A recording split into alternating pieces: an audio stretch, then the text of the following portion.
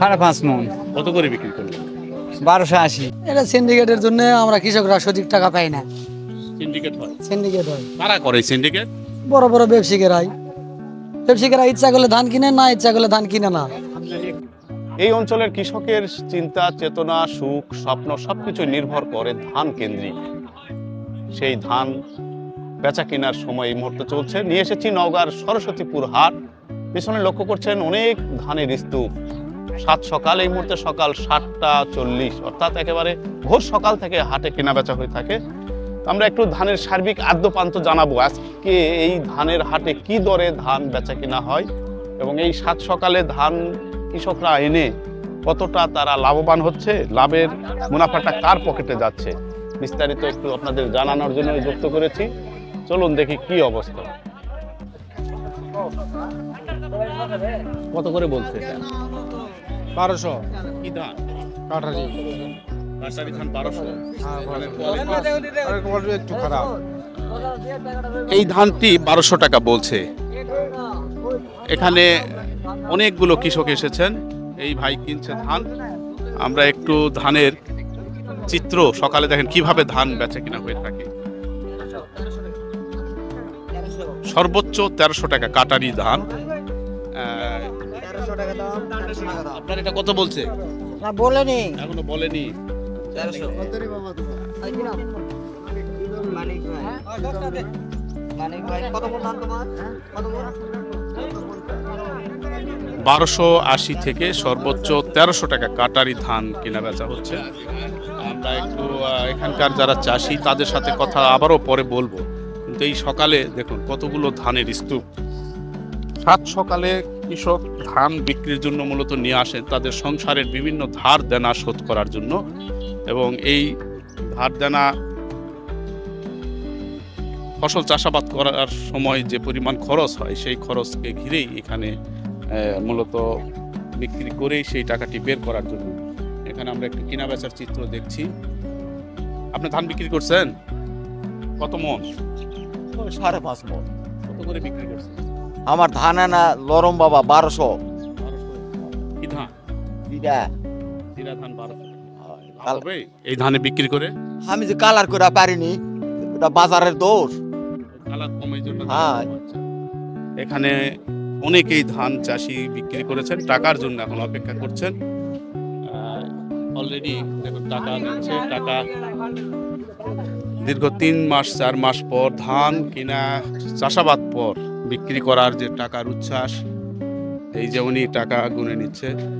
আপনি বিক্রি করছেন কতখানি বিক্রি করছেন? 5.5 মণ। কত করে বিক্রি করছেন? 1280। 1280 কাঠারি ধান। কাটারি। এই যে সরকার তো 1440 টাকা দাম বেঁধে দিয়েছে, কিন্তু আপনাদের এখানে কম দামে কিনে আছে। কম দামে এটা মানে ভেজাল, মানে ব্যাপারীরা উচ্চ দামে কিনে না, কৃষকের খালি ক্ষতি। কিনে না কিনবে না, বাজার আমদানি ধান বেশি হয়, বেশি দেখলে দাম কমে দেয়।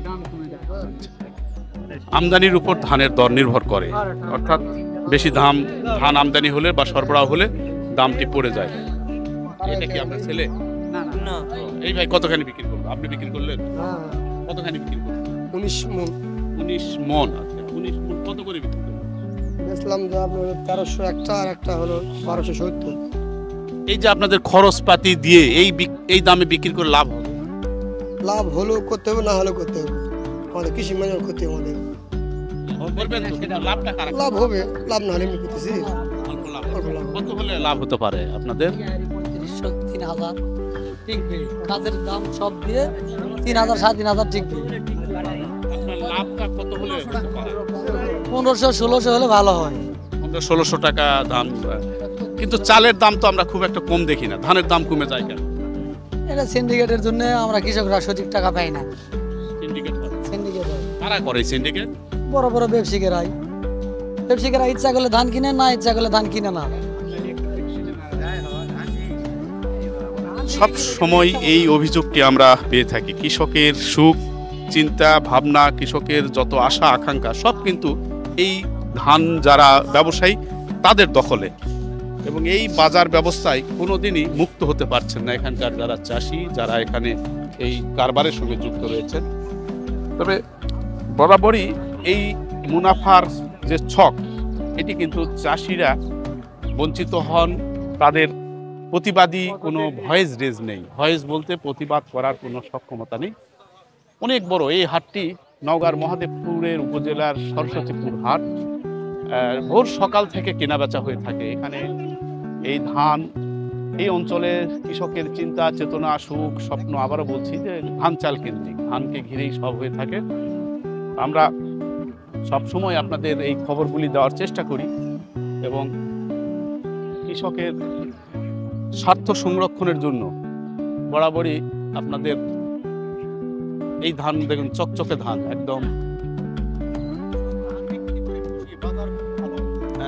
কৃষকের ধান উৎপাদন, এবার আবহাওয়া খুব ভালো ছিল, ফলে ধানের চেহারা বা ধানের অবস্থাটা খুব ভালো। আমরা একজন ব্যবসায়ীর কাছ থেকে একটু জানি, শাহজাহান ভাই, উনি কিন্তু সারা বছর ধান কিনেন।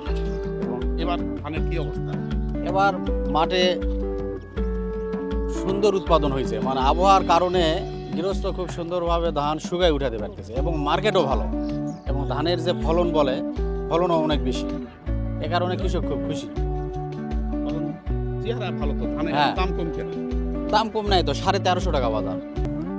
400 টাকা সর্বোচ্চ। সেটা না না, আমি 1350, 60, 70 টাকা কিনলাম। 1370 টাকা ভালোটা। আর যেটা খারাপ ধান সেটা, এটা 70 টাকা কিনলাম, 1370 টাকা। এটা 1370। 1370, মানে চেহারা ভালো। হ্যাঁ। আর যে ধানটা শুকনা 1370, 80 টাকা। আর যেটা ভিজা ধান সেটা 1310, 20 টাকা। একটু বাড়ছে ধানের, গত কয়েকদিনের চেয়ে ধানের দাম আর ধানের বাড়ছে। দাম বাড়ছে, সেটা শুকনার কারণে, আবহাওয়ার উপর নির্ভর করে। আবহাওয়ার উপর নির্ভর। হ্যাঁ, যদি ধান নরম হয় সেক্ষেত্রে স্টক করা যায় না বা বস্তায় রাখা যায়, দাম কম।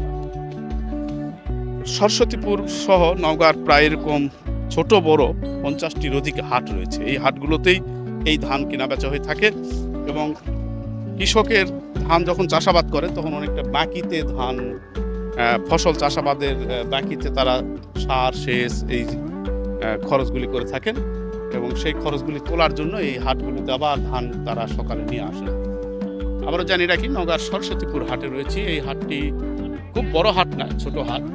চাষিরা তাদের উৎপাদিত যে ধান, সেই ধানগুলো বিক্রির জন্য এখানে হাটে নিয়ে আসেন এবং কৃষকের সুখ দুঃখগুলো কিন্তু সকালে বিক্রির পর অন্যান্য আবার আনুষঙ্গিক যেসব বাজার সদাই আছে সেগুলো তারা নিয়ে যাবেন। আর এইখানে স্তূপে স্তূপে ধানের এই সারি সবসময়, তবে প্রত্যাশিত দরটি পেলে কৃষক আরও উপকৃত হবে, আরও তাদের অর্থনৈতিক পরিবর্তন হবে এবং এই জায়গায় একটা শক্ত নজরদারির কথা কিন্তু আমরা সবসময় পেয়ে থাকি। কৃষক যেন সঠিকভাবে কাঙ্ক্ষিত প্রত্যাশিত দরটি পায়, এই জন্য একটা তদারকি চান, কিন্তু হাটগুলোতে কিন্তু বরাবরই এই তদারকির ক্ষেত্রটি অনেকটাই আমরা দেখতে পাই না। তো বন্ধুরা, আজ এই পর্যন্ত। আগামীতে আবারও আপনাদের এই জাতীয় খবর দেওয়ার জন্য আমরা পাশে থাকব, আমাদের সাথে থাকবেন সেই প্রত্যাশা করছি। আল্লাহ হাফেজ।